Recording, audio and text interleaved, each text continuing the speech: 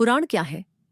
हिंदू धर्म में 18 विशाल ग्रंथ हैं, जिनमें सृष्टि की रचना से लेकर प्रलय तक, देवताओं की कथाओं से लेकर ऋषियों के ज्ञान तक, भक्ति, धर्म, कर्म, योग, तीर्थ, अवतार, लोक परलोक और भविष्य तक का वर्णन मिलता है। इन ग्रंथों को हम कहते हैं पुराण। लेकिन एक सवाल है, अगर पुराण इतने महत्वपूर्ण हैं तो फिर बहुत से लोगों को इनके बारे में पता क्यों नहीं है? और आखिर पुराण है क्या? क्या ये सिर्फ कहानियां हैं या इनमें कुछ और भी छिपा है? आज हम इसी रहस्य को समझेंगे। सबसे पहले समझते हैं पुराण शब्द का अर्थ क्या है।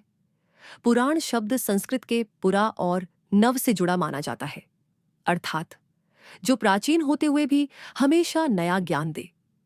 यही कारण है कि हजारों वर्ष पुराने होने के बाद भी पुराण आज प्रासंगिक है। अब एक महत्वपूर्ण प्रश्न, जब वेद पहले से मौजूद थे तो फिर पुराणों की आवश्यकता क्यों पड़ी? क्योंकि वेदों की भाषा और ज्ञान बहुत गहन था, हर व्यक्ति उसे समझ नहीं सकता था। ऋषियों ने सोचा, सामान्य लोगों तक धर्म और ज्ञान कैसे पहुंचाया जाए?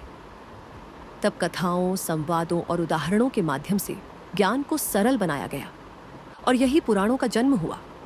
बहुत लोग सोचते हैं पुराण सिर्फ धार्मिक कहानियां हैं, लेकिन ऐसा नहीं है। पुराणों में मिलता है सृष्टि की उत्पत्ति, ब्रह्मांड का वर्णन, देवताओं और ऋषियों की कथाएं, अवतारों का इतिहास, धर्म और आचरण, तीर्थों का महत्व, योग और भक्तिलोक और परलोक, समय चक्र और प्रलय। अर्थात पुराण ज्ञान का विशाल भंडार है। पुराण किसने लिखे? परंपरा के अनुसार महर्षि वेदव्यास को पुराणों का संकलन कर्ता माना जाता है। यही वेदव्यास है जिन्होंने महाभारत की रचना की। कहा जाता है कि उन्होंने पुराणों को व्यवस्थित रूप दिया ताकि आने वाली पीढ़ियां धर्म और संस्कृति को समझ सकें। 18 महापुराण कौन कौन से हैं? अब आते हैं सबसे रोचक भाग पर। सनातन धर्म में 18 महापुराण माने गए हैं। 1. ब्रह्म पुराण, सृष्टि की रचना और ब्रह्मा जी से जुड़ी कथाओं का वर्णन मिलता है।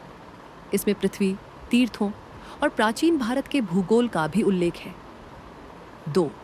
पद्म पुराण भगवान विष्णु की महिमा और भक्ति का विस्तार से वर्णन करता है। इसमें तीर्थ यात्राओं और धर्म के महत्व पर विशेष प्रकाश डाला गया है।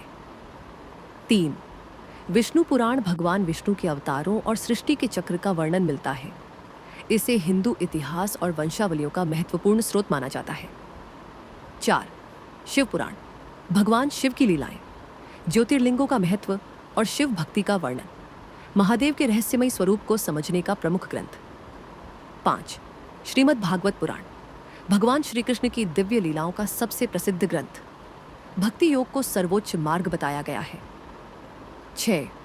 नारद पुराण देवर्षि नारद द्वारा भक्ति, कीर्तन और धर्म का ज्ञान, भक्ति को कलयुग का सबसे सरल मार्ग बताया गया है। 7. मार्कंडेय पुराण, इसमें देवी महात्म्य, दुर्गा सप्तशती का वर्णन मिलता है। माँ दुर्गा और महिषासुर के युद्ध की प्रसिद्ध कथा यही है। 8.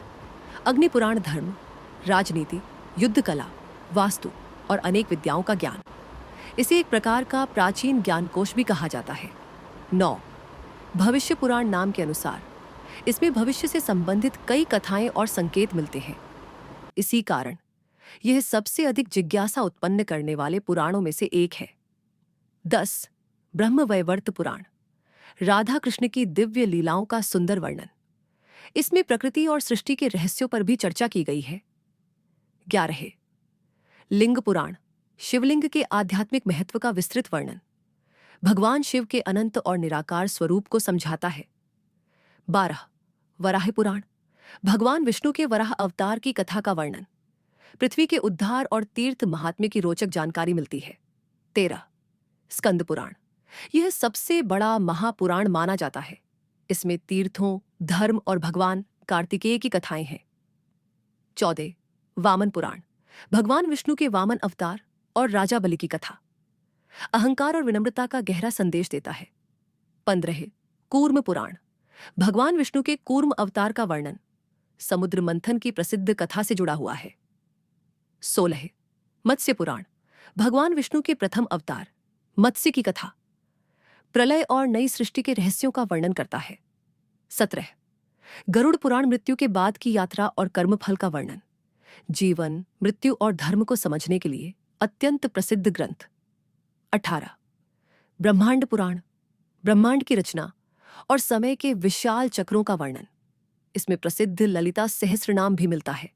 अब आप सोच रहे होंगे, आज के समय में पुराण पढ़ने की क्या आवश्यकता है?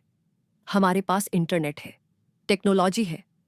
लेकिन एक बात सोचिए, आज सुविधाएं बढ़ी हैं, लेकिन मानसिक शांति घटी है। जानकारी बढ़ी है, लेकिन जीवन की समझ कम हुई है।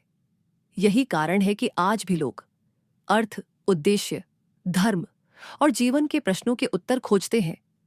पुराण हमें केवल देवताओं की कथाएं नहीं बताते, वे हमें मनुष्य बनने की कला भी सिखाते हैं। पुराण उन सभी ज्ञानों की कहानियां हैं जिन्हें आम लोग आसानी से समझ सकें। यही कारण है कि भारत में सदियों से दादी नानी की कहानियों से लेकर मंदिरों की कथाओं तक पुराणों का प्रभाव दिखाई देता है। आज हमने जाना पुराण क्या है, इन्हें क्यों लिखा गया, क्या ये सिर्फ कहानियां हैं? 18 महापुराण कौन कौन से हैं? और अब हमारी अगली यात्रा शुरू होगी।